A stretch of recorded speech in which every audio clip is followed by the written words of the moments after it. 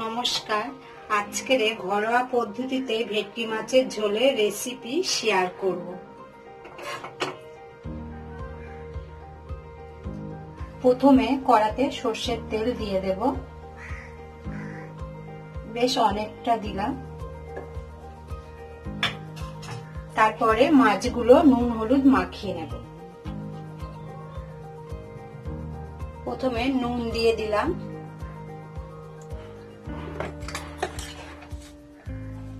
হলুদ দিয়ে দিলাম,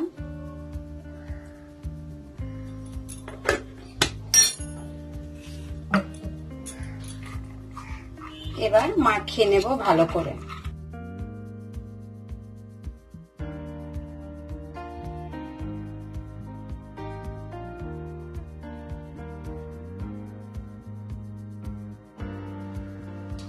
নুন হলুদ মাখানো হয়ে গেছে, মাছগুলো এবার ভেজে নেব। তেলটাও গরম হয়ে গেছে, একটা একটা করে মাছগুলো দিয়ে দেব তেলের মধ্যে।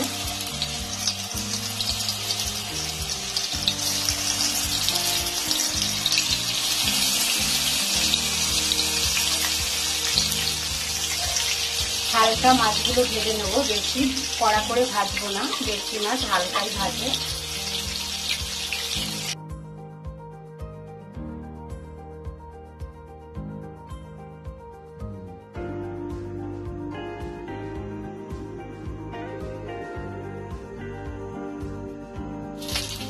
মাছগুলো দুই দিক ভাজা হয়ে গেছে, মাছগুলো এবার তুলে নেব।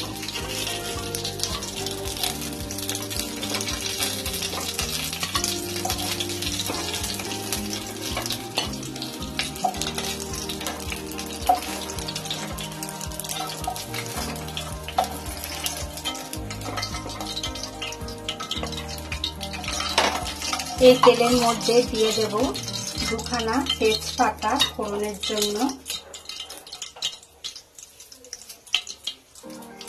দিয়ে দেব গোটা গরম মশলা,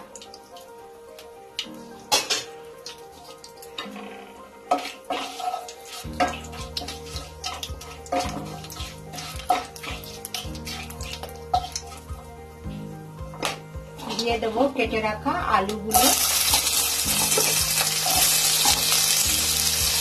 আলুগুলো লাল করে ভেজে নেব।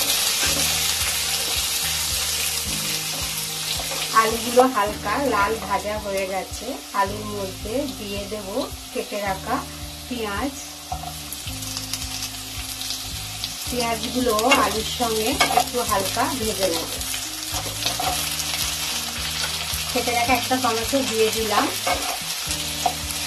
টমেটোও হালকা আলুর সঙ্গে নেড়ে চেড়ে নেব।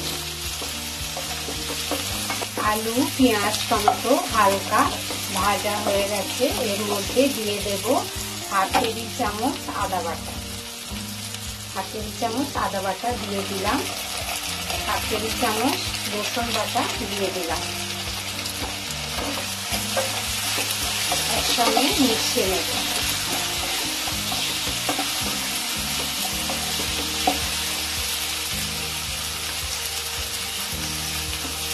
দিয়ে দেব হাফ টেবিল চামচ হলুদ গুঁড়ো, হাফ টেবিল চামচ হলুদ গুঁড়ো,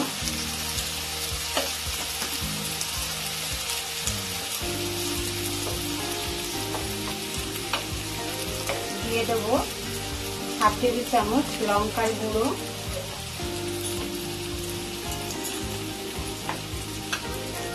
হাফ টেবিল চামচ জিরের গুঁড়ো,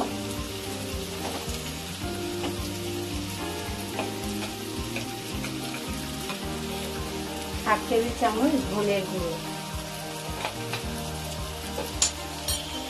সব উপকরণগুলোর সঙ্গে ভালো করে কষে নেব।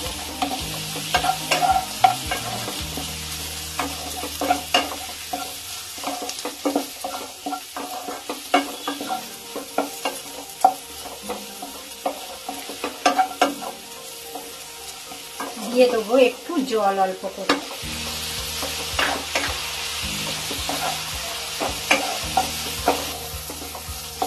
ভালো করে মশলার সঙ্গে আলুগুলো কষে নিয়েছি, এর মধ্যে দিয়ে দেবো স্বাদ অনুযায়ী নুন দিয়ে দেব,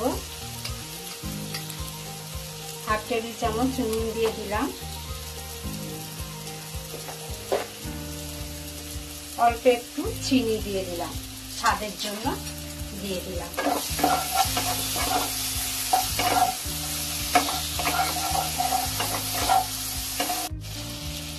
এবার দিয়ে দেব জল,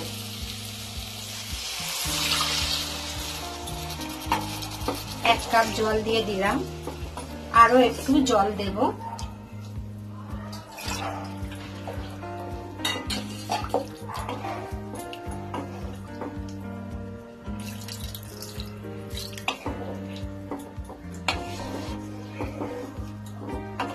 গ্যাসটা কমিয়ে 5 মিনিটের জন্য ঢাকা দিয়ে দিলাম। গ্রেভিটা ফুটে উঠলে মাছগুলো দিয়ে দেব।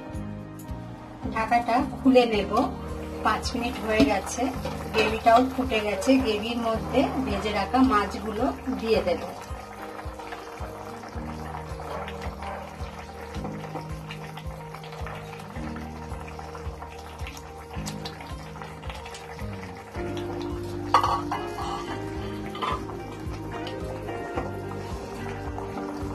আরো 10 মিনিটের জন্য ঢাকা দিয়ে দেব।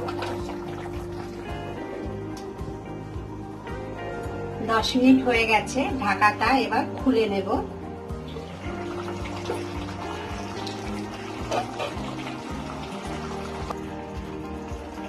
ভেটকি মাছের ঝোল তৈরি হয়ে গেছে।